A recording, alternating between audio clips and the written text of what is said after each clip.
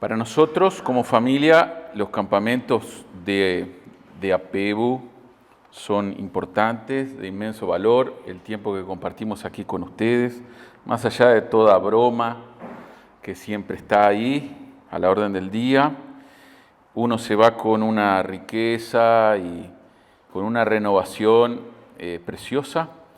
Doy gracias al Señor por cada mensaje que se ha dicho aquí, cada estudio, cada taller, realmente ha sido de gran riqueza para mí. Analizaba lo que el Señor había puesto en mi corazón para compartir y digo, bueno, ¿qué más puedo decir de todo lo que se ha dicho? Es como repetir algunas cosas, pero por algo el Señor también nos pone esas cosas en nuestro corazón para compartir. Bueno, hace 3 o 4 años atrás, más o menos, en una asamblea de APEBU de los pastores, en la sombrita y afuera, lo recuerdo, dialogábamos acerca de cómo poner en funcionamiento un plan de ayuda pastoral y especialmente cuando se presentan aquellas situaciones donde, bueno, como ha pasado, ¿no? en nuestras iglesias, en alguna de nuestras iglesias, que el pastor incurre en alguna situación difícil y allí tratan de ir algunos pastores a poder interiorizarse en la situación y buscar colaborar de alguna manera, aconsejar sin violentar, ¿no? la autonomía de la iglesia. Y siempre y cuando también el involucrado en el tema permita también, ¿no? dejarse aconsejar. Y evidentemente es una situación difícil. Y en aquel momento había diferentes opiniones en cuanto a cómo poder abordar ese tema que nos preocupaba. Y recuerdo que en esa reunión me quedó grabado 2 opiniones de 2 pastores que están acá y que, bueno, me gustó mucho su intervención y recuerdo hasta el día de hoy lo que han dicho, ¿no? Tal vez ellos ya no se acuerden de esto, pero alguien fue consultado, uno de estos pastores consultado en cuanto a que él había participado en un ministerio evangélico de acá de Uruguay y de Brasil también, que se dedicaba a la restauración y al acompañamiento de los pastores en su labor. Un ministerio que era muy reconocido aquí en Uruguay y que, bueno, tal vez hoy ya no tenga el mismo empuje que antes, pero en su momento cumplió con su cometido, con su objetivo. Entonces, este pastor que fue consultado respondió lo siguiente: puede existir, algo así dijo, ¿no? Puede existir el mejor ministerio o plan o modelo de restauración o de acompañamiento a un pastor ante una situación conflictiva o difícil, pero si el pastor no abre su corazón y no deja que le ayuden y que le aconsejen, es muy difícil. Sabemos que hay que generar sin duda un ambiente de confianza y que no es fácil acompañar un proceso con esas características, ¿no? Pero también depende, ¿verdad?, de la situación, la condición del pastor que, en fin, ha tenido una situación pecaminosa grave y en qué medida él puede reconocer su situación y permitir que le ayuden sus consiervos. Bien, también en esa reunión se hablaba de qué modelo podemos poner en práctica los pastores de APEBU. ¿Por qué no le pedimos ayuda a otro ministerio de otra denominación que trabaja en esto, que tiene experiencia y nos ayude? Y alguien respondió y dijo lo siguiente: ¿y por qué no hacemos lo que enseña la Biblia? ¿Por qué no hacemos lo que enseña la Biblia?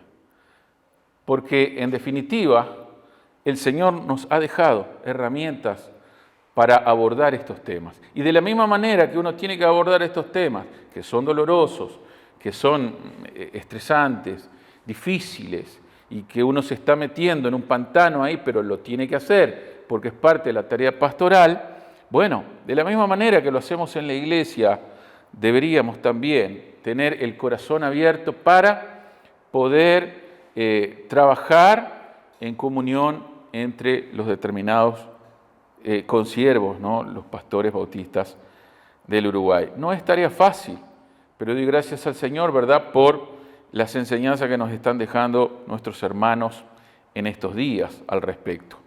Lo cierto, hermanos, es que yo no quiero ser parte de los 7 de los 10 pastores que no terminan bien sus ministerios. Tampoco quiero ser parte de los 4, de los 7 que cayeron debido a las 4 grandes causas, ¿no? O las 4 grandes fallas. No quisiera llegar a eso. Tampoco quisiera ser parte de los 3 de los 7 que fueron perdiendo su comunión e intimidad con Dios. No quiero ser parte de esto. Y quisiera ya tomar las precauciones y abordar aquellas situaciones y debilidades que son parte de mi vida hoy para poder evitar que un día me llegara a pasar algo así. Gracias por el desafío que nos dejaron esta mañana de anotar en el cuaderno aquí, a modo de oración, como parte de ese reconocimiento de nuestra realidad y abriendo el corazón con uno mismo, ¿no? Y con el Señor, y quedando aquí registrado todo ese sentimiento de cómo está mi relación con mi familia y cuál es la situación de mi familia hoy y qué es lo que me preocupa hoy de los que viven conmigo en casa y cómo ha sido mi actitud también para con ellos. Por eso hoy quiero hablar del ABC del Evangelio, hermanos. Quiero hablar de un tema que tú y yo lo sabemos, lo hemos escuchado desde que nos entregamos a Cristo. Quiero hablar de la oración y quiero hablar de la comunión e intimidad con Dios. Dice la palabra del Señor que al que más se le ha dado, más se le demandará. A mayor responsabilidad, deberíamos acompañar esa responsabilidad con mayor oración, pero a veces ocurre lo contrario. Nos vamos distanciando, la velocidad, el desborde, las actividades, el ministerio nos va llevando a eso. La bivocacionalidad, o mejor dicho, la biocupacionalidad, nos va llevando a eso. Nos va llevando a ir descuidando. Y el área que más descuidamos, y tenemos que ser sinceros al respecto, es nuestra intimidad con el Señor, nuestra comunión con el Señor. Ese es el ABC, pero lo descuidamos. Y ahí comienza la falla en muchos de nuestros ministerios. Nunca le quitemos importancia, hermanos, a la oración.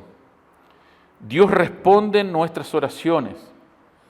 Y es la oración la que cambia nuestra fortaleza natural por la sobrenatural fortaleza de Dios. Tenemos la tendencia a desmerecer la oración. Hay una frase que solemos usar que a muchos no les gusta escuchar y es la siguiente: cuando alguien nos plantea una situación, uno le responde: voy a estar orando por vos. Y a muchos por ahí en algún momento de nuestra vida nos molestaba una respuesta así. ¿Por qué? Porque uno quería una actitud de acción. No era suficiente una respuesta. ¿Cómo es eso de voy a estar orando? No, yo necesito algo más, más activo, porque nos da la sensación de que la oración es algo pasivo y hemos desmerecido la oración en ese sentido. Recuerdo en alguna actividad convencional que alguien dijo: yo propongo que tal día de tal mes los hombres bautistas oremos por tal y cual motivo. Alguien se levantó ahí y dijo: yo no estoy de acuerdo, porque yo si digo que voy a orar, estoy mintiendo porque no voy a orar nada. Va a ser simplemente una frase vacía nomás. Y no quiero comprometerme a decir algo que después no voy a cumplir. Qué importante es la oración, hermano.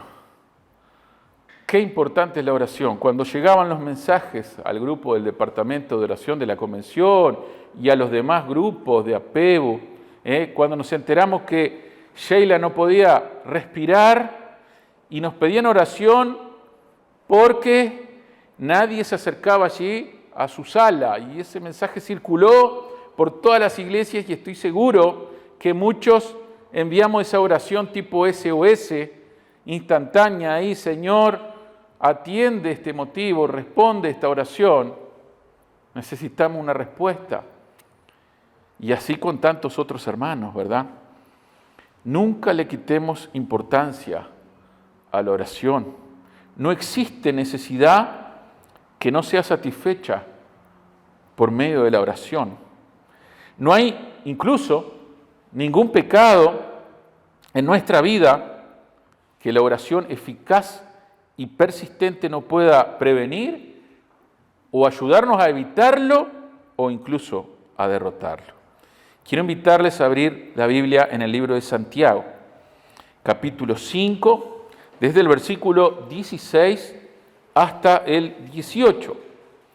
Santiago 5, del versículo 16 al 18. Dice aquí: confesaos vuestras ofensas unos a otros y orad unos por otros para que seáis sanados. La oración eficaz del justo puede mucho.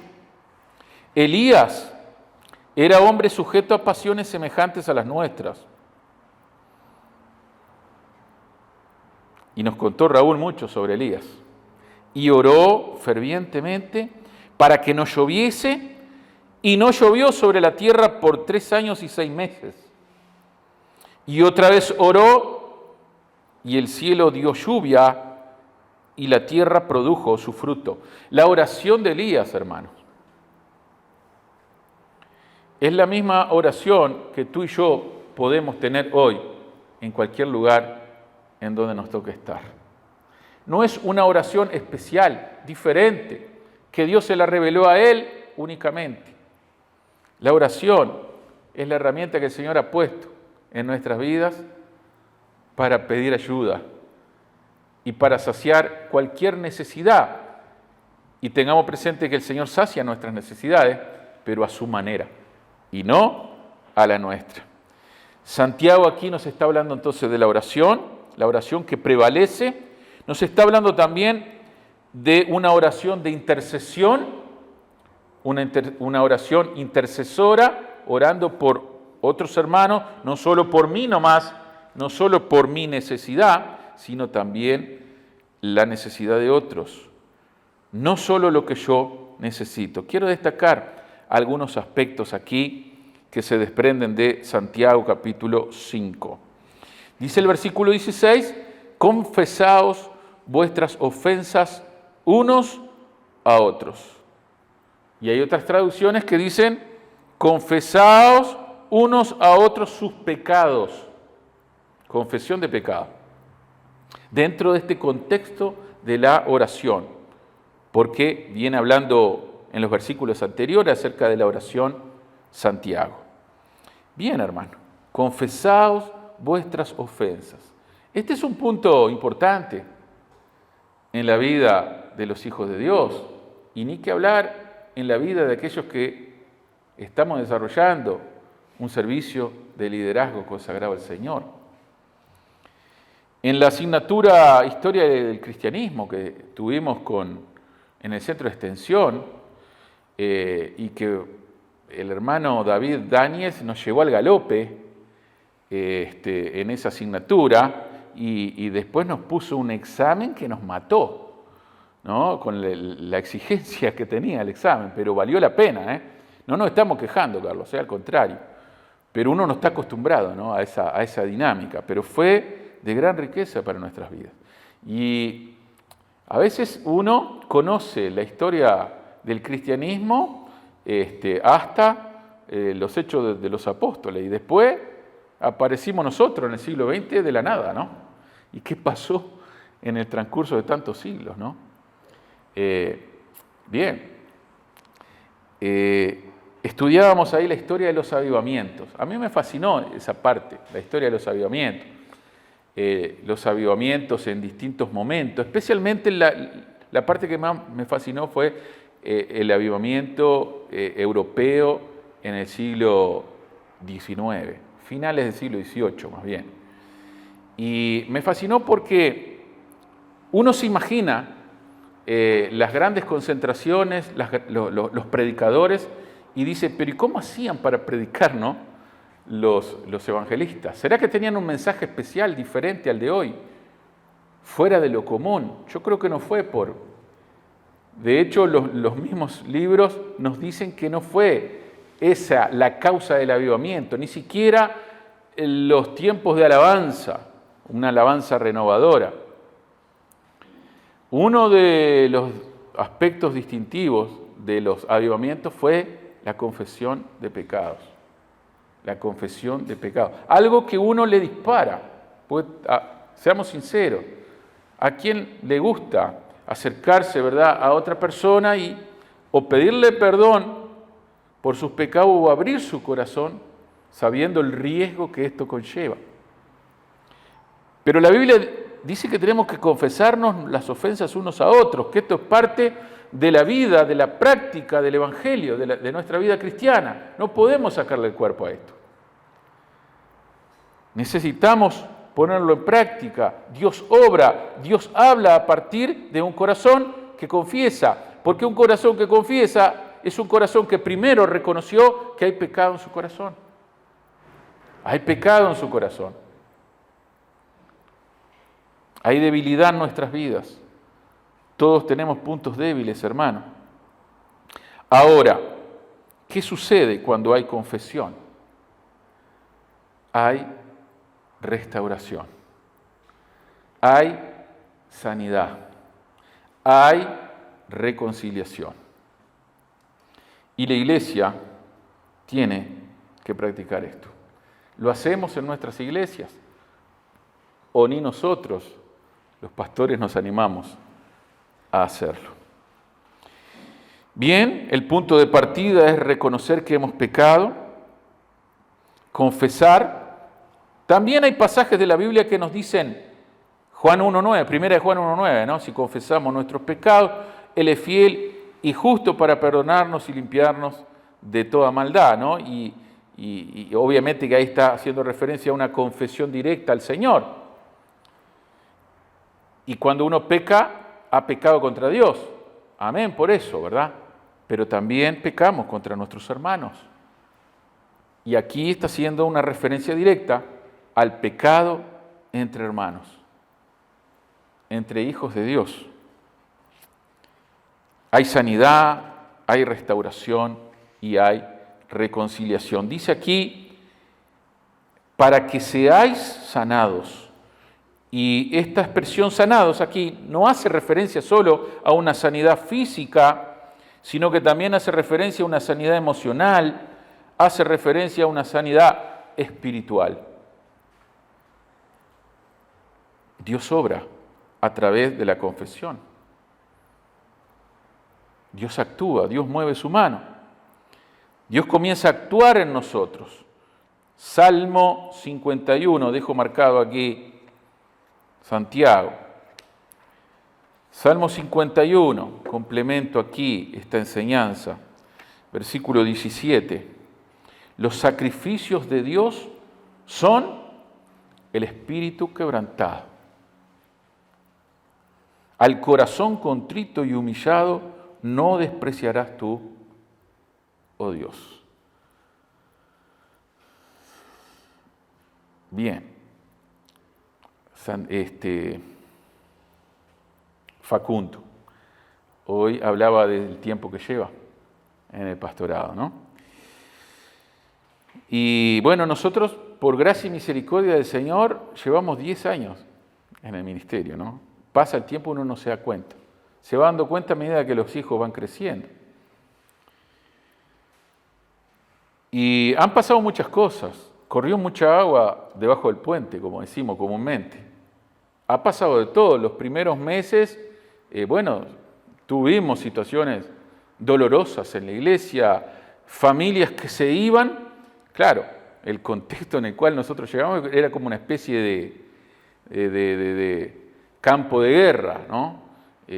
Llegamos ahí en un contexto donde una mega iglesia se fraccionó en 3 grandes grupos y a nosotros nos toca pastorear al grupo más heterogéneo de los 3 grupos que se formaron. Y algunos ya estaban como que arriba del muro incluso. A la mínima se iban. Y bueno, hasta que llegó en algún momento a algo que no les agradó, seguramente uno cometió. Y fue la excusa para retirarse. Estamos hablando de familias muy numerosas, ¿no? Con la suegra, con la cuñada y los hijos. No estamos hablando del matrimonio y un hijo, no, familia. Ay, Señor, ¿y acá qué pasó? Nos trajiste vos a este lugar. Es más, hasta votaron por unanimidad que estuviéramos allí. Sin embargo, al cabo de 2 meses ya había pasado algo así. Bien. Allí pidiendo la consejería de don Fernández, allí pidiendo también la consejería acercándome a Carlitos, en aquel tiempo Carlitos era el presidente de APEBU, consultando a otros pastores más experientes y siguiendo los consejos, ¿no? Alguien siempre nos decía, ¿no? En los primeros 2 años no hagas mucho cambio. ¿Por qué? Porque la gente va a sentir esos cambios y no conviene hacerlos. Y bueno, y uno trató de seguir ese consejo, pero aún así algo pasó. Y después uno va entendiendo, ¿no?, que dentro de esa soledad que experimenta, porque a veces podemos estar rodeados por hermanos que están tratando de demostrarnos amor y apoyo, pero también uno por momentos se siente solo. Y es uno y la familia, ¿no? Uno y la familia allí, Señor, acá estamos en tus manos, ayúdanos. Y es en ese tiempo donde el Señor trata con nosotros, con nuestro corazón. Y es en ese momento también que uno valora a la familia también, ¿no? Porque en definitiva la familia es lo que tenés a mano. Te sentís valorado ahí en casa. A veces no te sentís valorado fuera de tu casa, pero en tu casa sí. Entonces invertí tiempo ahí, trabajá ahí, acompañá ahí a los que están viviendo contigo.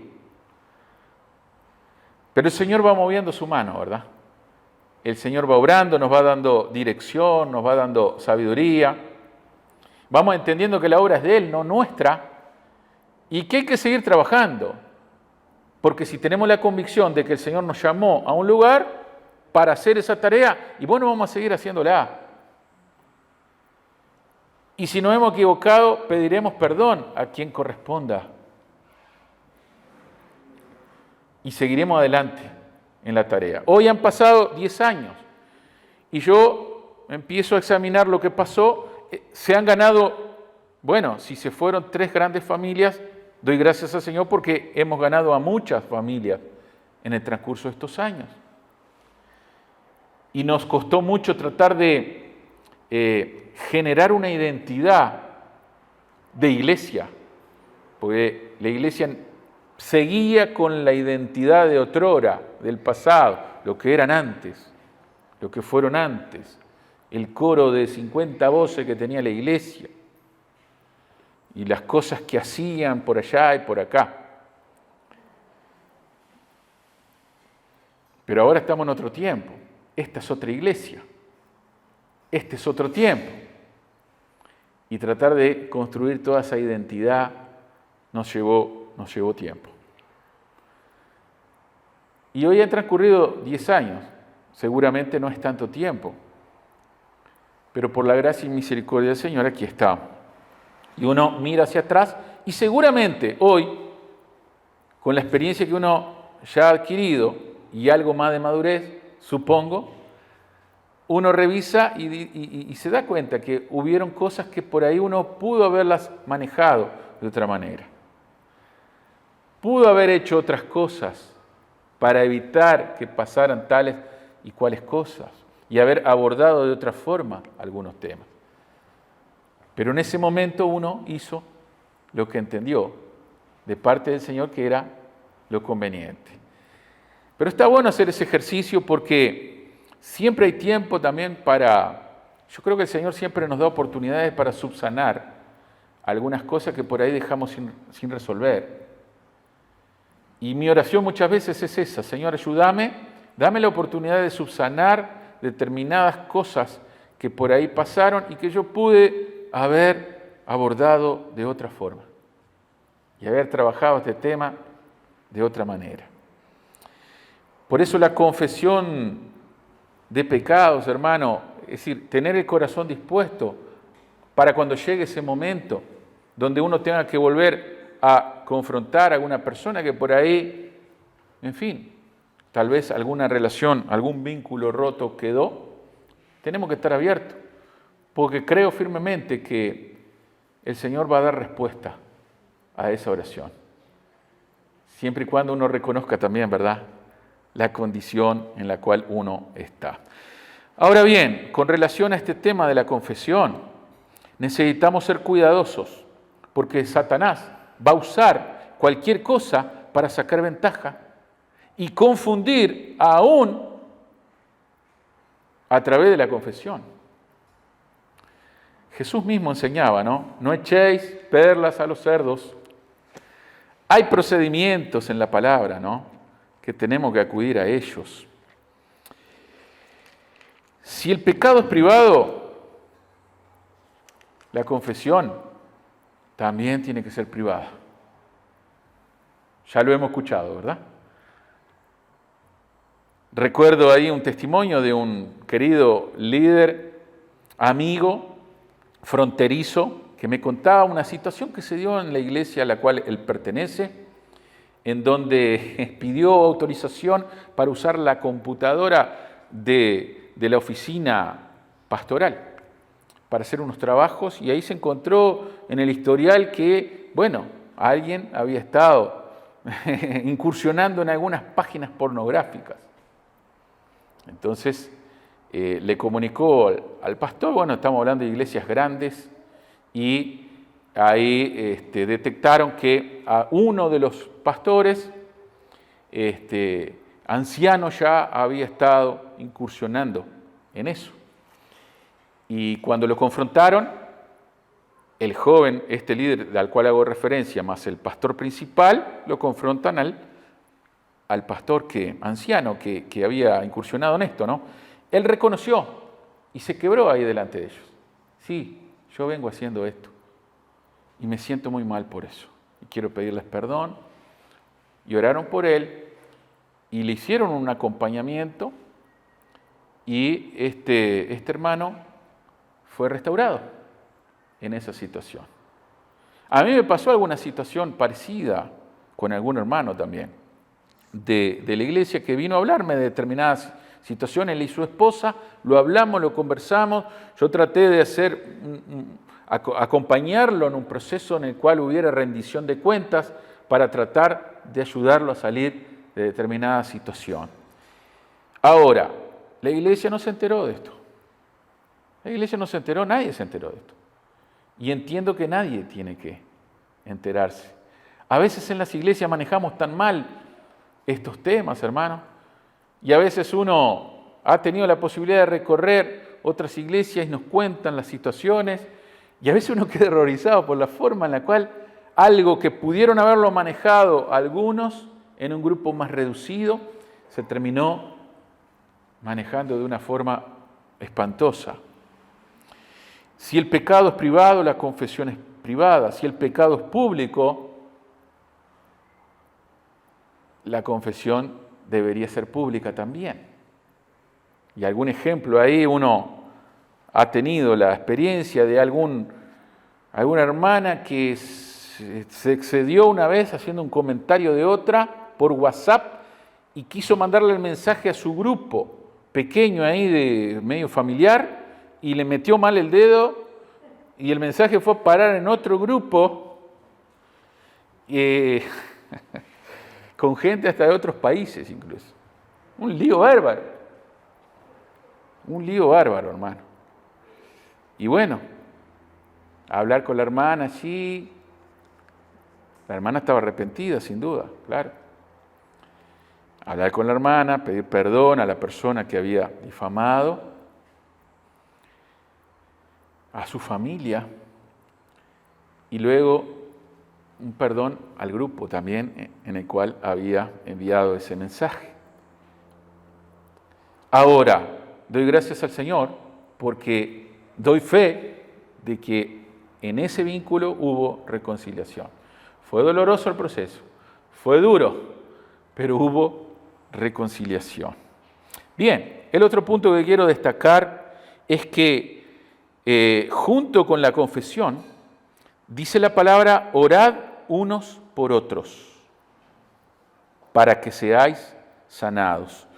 Y esta oración en el idioma original aparece en una especie de presente continuo, es decir, que tiene que haber una oración constante, una oración persistente, una oración que se desarrolle de una forma que oremos siempre los unos por los otros sin desmayar.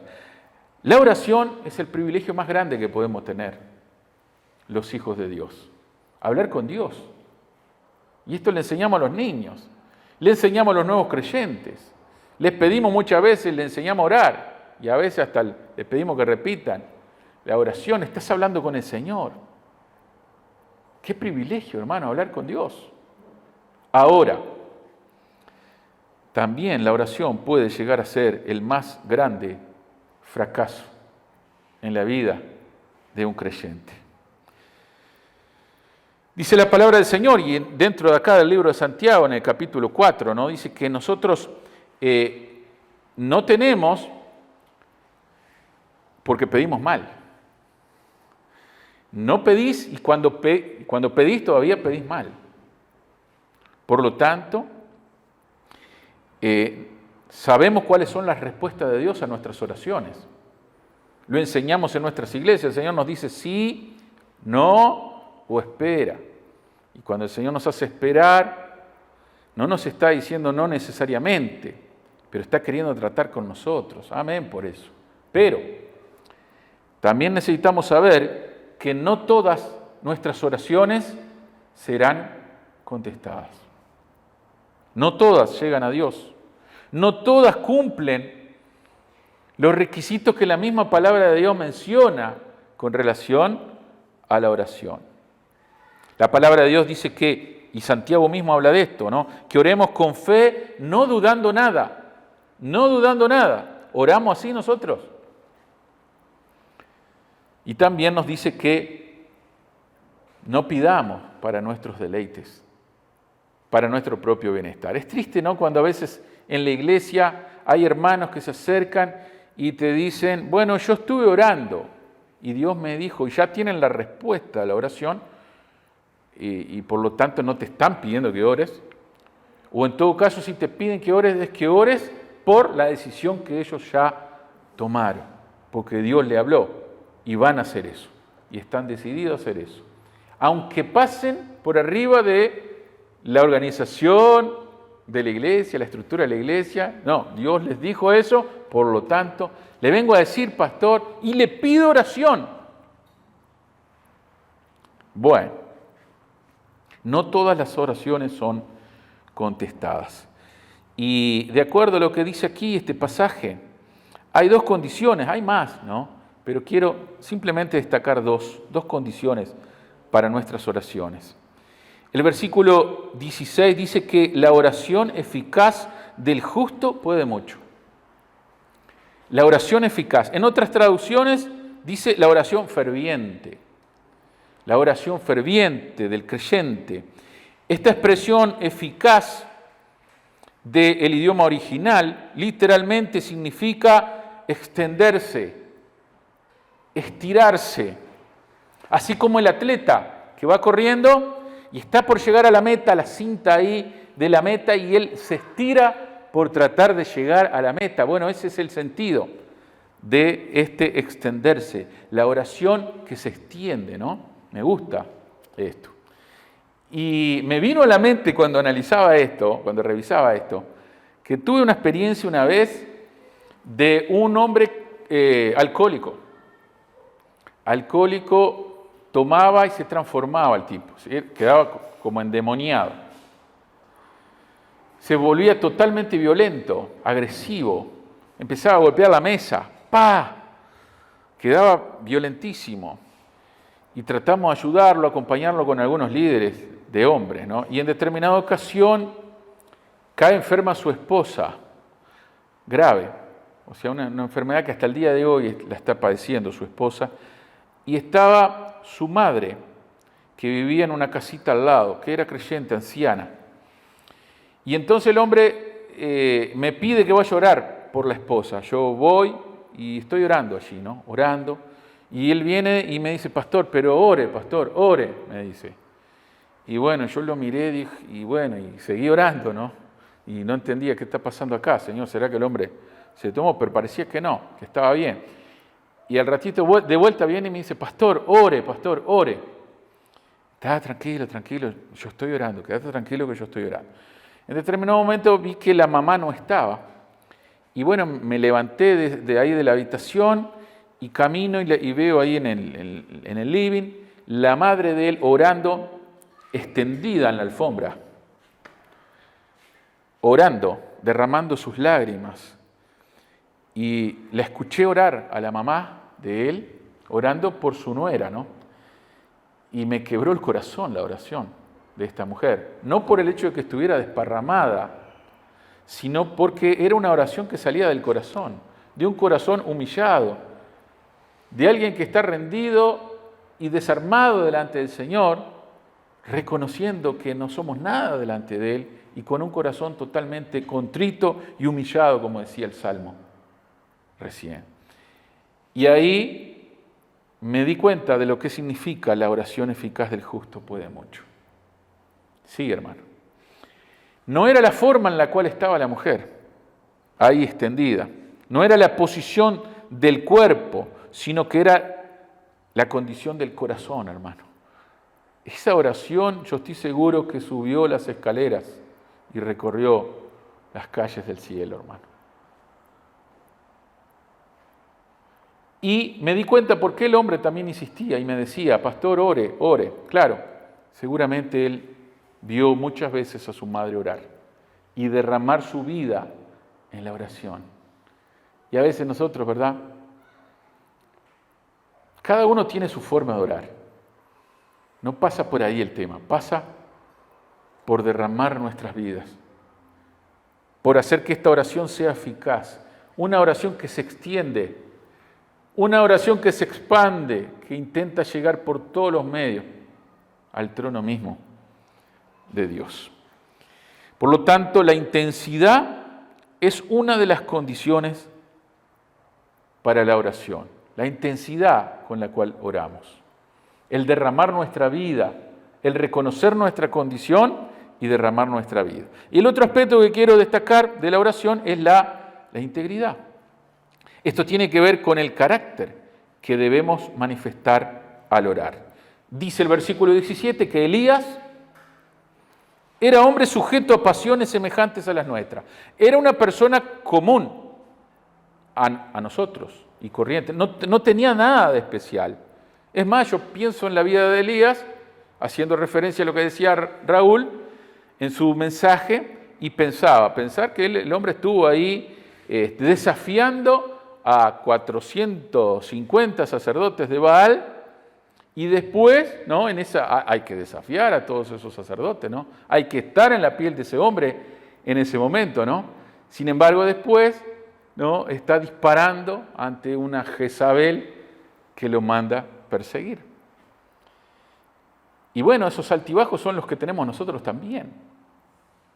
Por lo tanto, Elías es un hombre sujeto a pasiones iguales a las nuestras, pero él oró fervientemente. Hizo esta oración en fervor, eficaz, una oración de estiramiento, podemos decir así, para que no lloviese, y no llovió por 3 años y medio. Y otra vez oró y el cielo dio lluvia y la tierra produjo su fruto. Elías, un hombre común y corriente, con naturaleza pecaminosa como tú y como yo, pero hubo integridad en su oración. Integridad no es alguien que no peca, integridad es alguien que reconoce su condición y se rinde completamente ante el Señor. Quiero fortalecer esta idea con algunos otros pasajes. Proverbios capítulo 15, versículo 29, dice: Jehová está lejos de los impíos, pero Él oye la oración de los justos.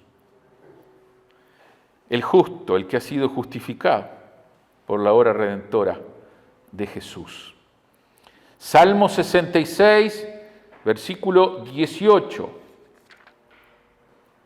Dice: si en mi corazón hubiese yo mirado a la iniquidad, el Señor no me habría escuchado. Mas ciertamente me escuchó Dios y atendió a la voz de mi súplica. La voz de alguien que se rinde. La oración de alguien que está rendido ante el Señor. Isaías 59, versículo 12.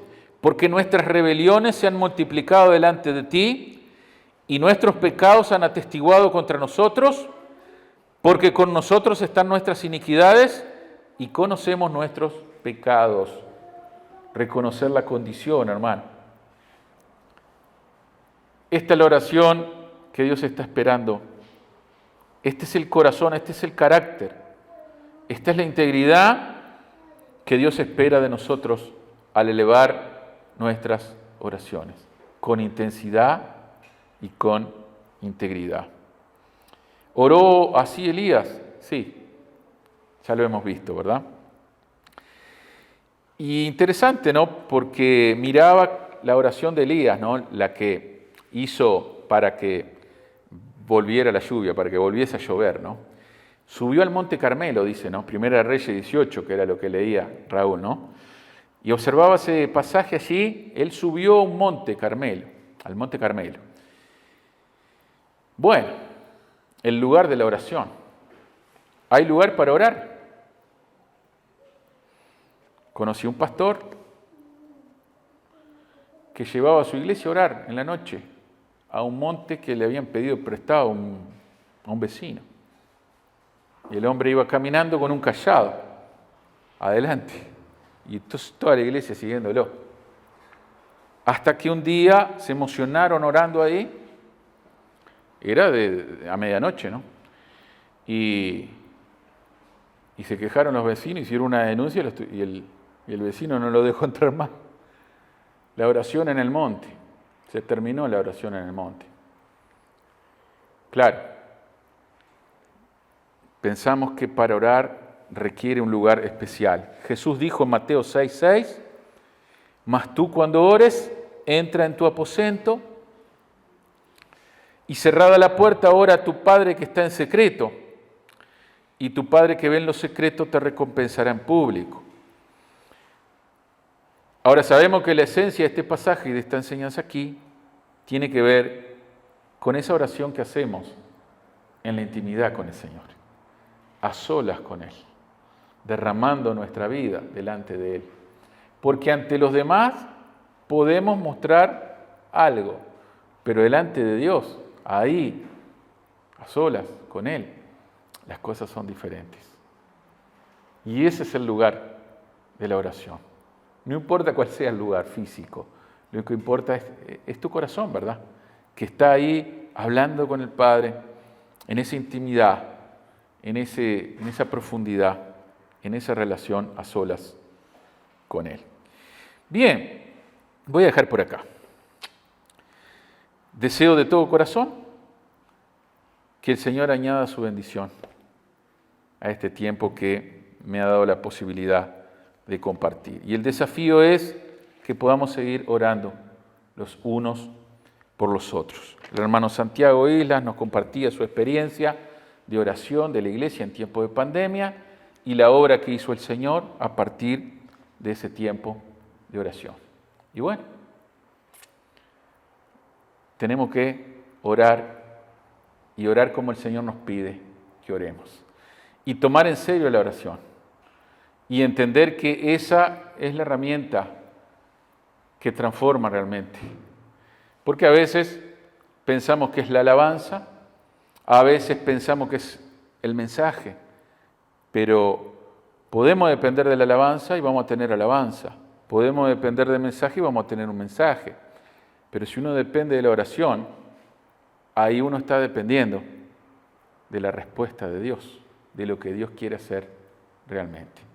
Así que ahí está el desafío para ti y para mí. Que el Señor te bendiga. Vamos a ponernos de pie, me gustaría orar y agradecer al Señor por este tiempo tan lindo que estamos viviendo aquí en La Tuna. Padre Celestial, gracias por la manera en la cual vienes tratando con nuestras vidas en estos días. Gracias, Señor, por la manera en la cual nos vienes hablando de diferentes formas. Gracias por ese trato que tienes para con nosotros. Y gracias, Señor, también porque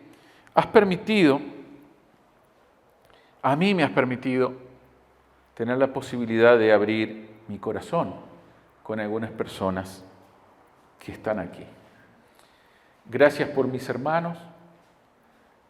Señor, tú conoces las luchas que tenemos en nuestras casas, en nuestros hogares, en nuestra propia vida, a nivel ministerial, en la iglesia.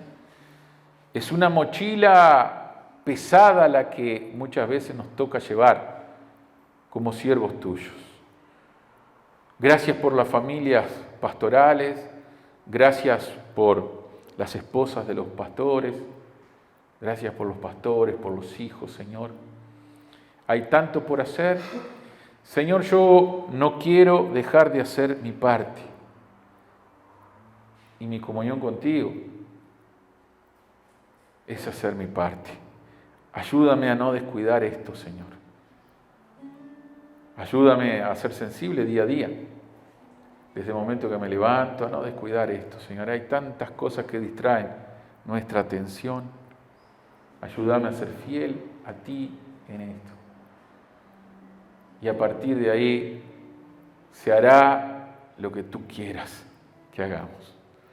Bendiga a mis consiervos, sus familias. Continúa hablando en nuestras vidas. Te agradezco en el nombre de Jesús. Amén.